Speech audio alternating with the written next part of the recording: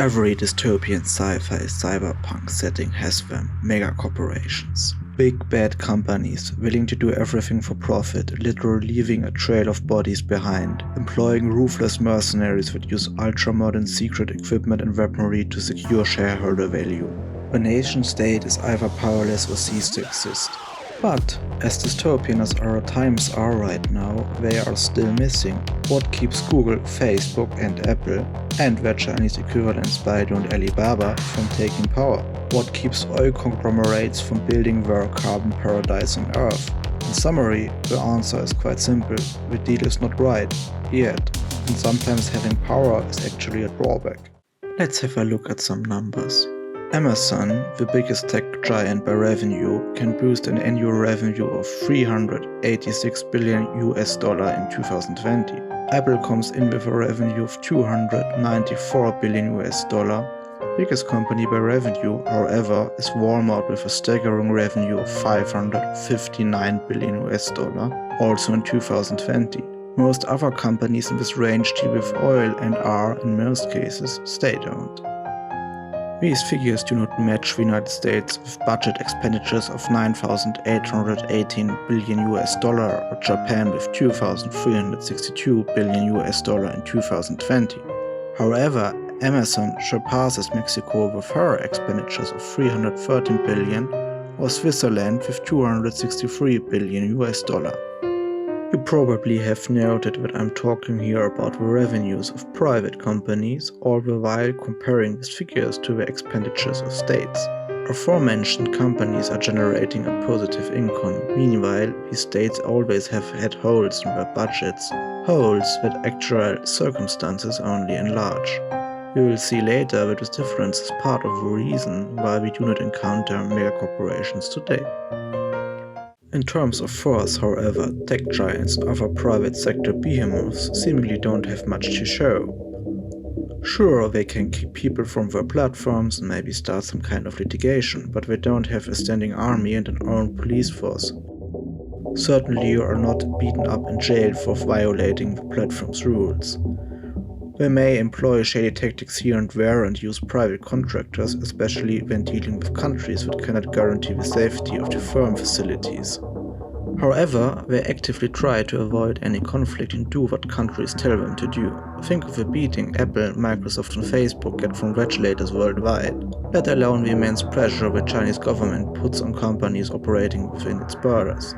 The latest example for such an act was the temporary disappearance of Jack Ma, the CEO of Alibaba, as a show of force after this tech giant overstepped the boundaries set by a government one time too much.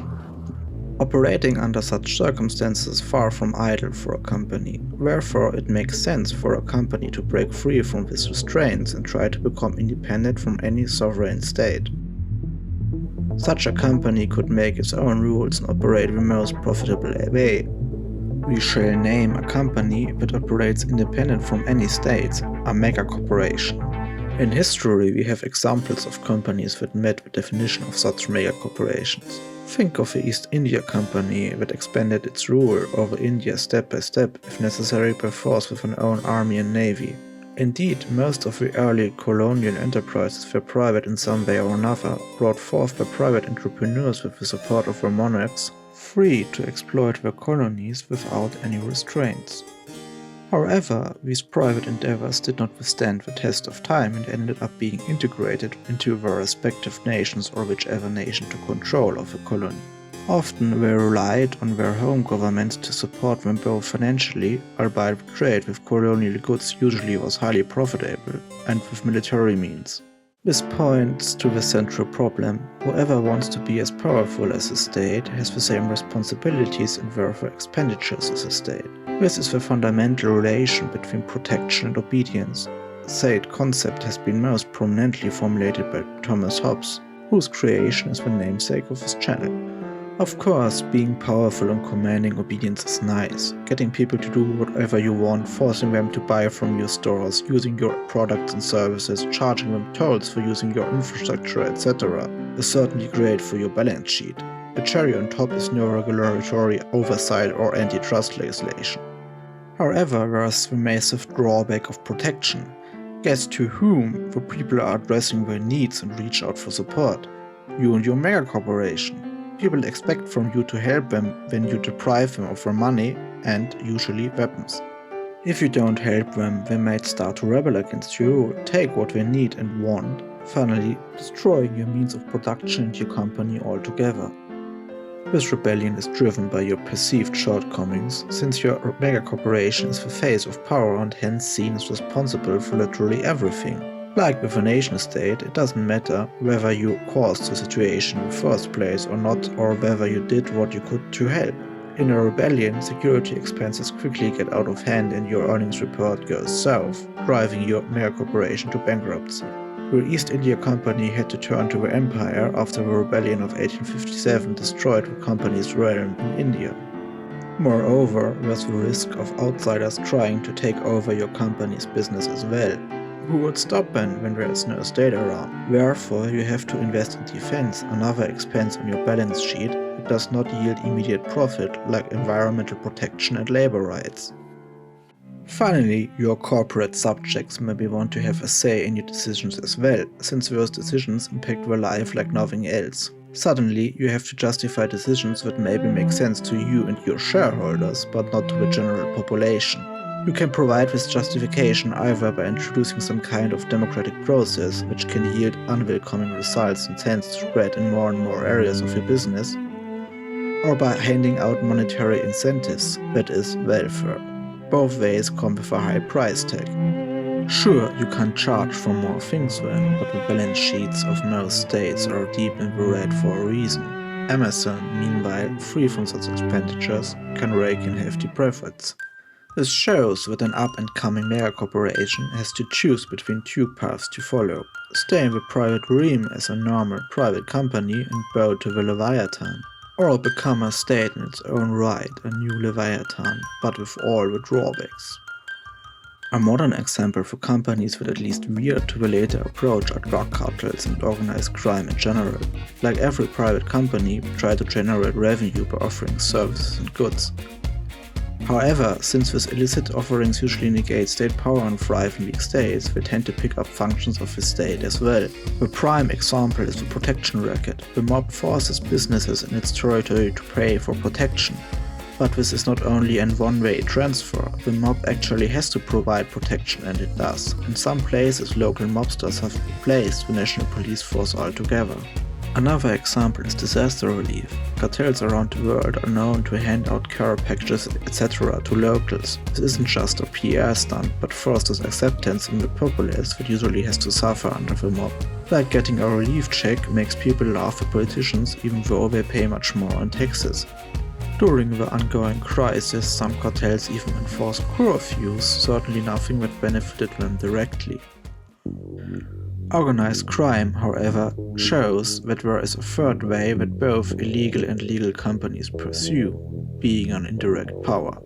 As we have seen, being powerless has its drawbacks, but being powerful is not that great either, because people would demand expensive protection, support and participation. Wouldn't the best way be to have some kind of strawman to whom people can direct their unheard pleas, and who does the dirty jobs like leveling taxes and defense, even better leveling taxes that destroy your competition, and offense military action against the really bad competition, all the while your hidden megacorporation pockets its profits. Your strawman then gets paid off for taking the blame. Furthermore, your strawman can justify himself with concepts like democracy and freedom, which would be hardly believable if stated by a megacorporation. Facebook and co. are trying it though, it's basically political outsourcing. This concept describes the relationship between the nation-state, which we commonly refer to as the state and to whom we direct our pleas, and the private sector. Private interests, be it a cartel or big tech giant or a local plumber service, bribe and influence officials on all levels of government to get their will, while offloading the consequences to the state itself, that is ultimately to the people. This is a win-win for politicians and civil servants, who are not held responsible for their deeds, on the one hand, and private interest on the other hand. That defines state private interest groups as indirect power, contrary to the open direct power of the state. In fairness, it is not Strictly a one-way relationship, and companies grind with states' favors too, like helping with the surveillance of enemies of a state, censoring unwanted content, etc. Usually, every state is powerful enough to squash any of its companies if necessary.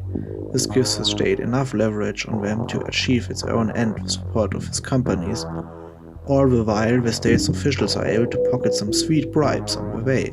As long as this is provided, a state can survive and serve the public interest somehow. Therefore, we often see a symbiosis between companies and their home state. In some nations, this relationship clearly favors a strong state which only allows companies to grow in its shadow. The CCP's China is a prime example. If, however, the indirect powers become too powerful and start to disrupt the functioning of the state gets in an impossible situation. Drained by the demands of its citizens on the one hand, that is to maintain security and public welfare, and the demands of state indirect powers, that is letting them to do what they want on the other hand, the state loses power. This loss impacts its ability to grant protection against obedience. Think of the areas controlled by cartels in South America. If the indirect power is not willing or able to pick up this duty, the state might succumb. Another failed state has entered the world stage. I will talk about the death of states in another video extensively. Here we have it, the reason why there are no megacorporations around. At the moment, the states of the first world, including China, are too strong and the drawbacks are too big to justify for a company, even a tech giant, the step to statehood. In the third world, neither a domestic nor an international company has any interest to deal with the chaos these states are in, if a simple bribe and some contractors can do the job as well. In its heart, every sci-fi megacorporation is a state, which is based on a capitalistic idea, heritage and organization. In our modern times, we have not seen such a state/megacorporation. No corporation is striving to become one, since the status quo as indirect power fits them well. However, if in future nation-states that are home to big companies or cartels crumble, we might see one of them reluctantly picking up the eternal contract that reads, "Protection for obedience, and obedience for protection." Thanks for watching. As always, you are honoring and humbling me and my work with watching this video, let alone watching it to the end. On this channel I want to discuss the mechanisms that run the greatest machine known to mankind, the state. If you enjoyed this video, consider liking and subscribing for more.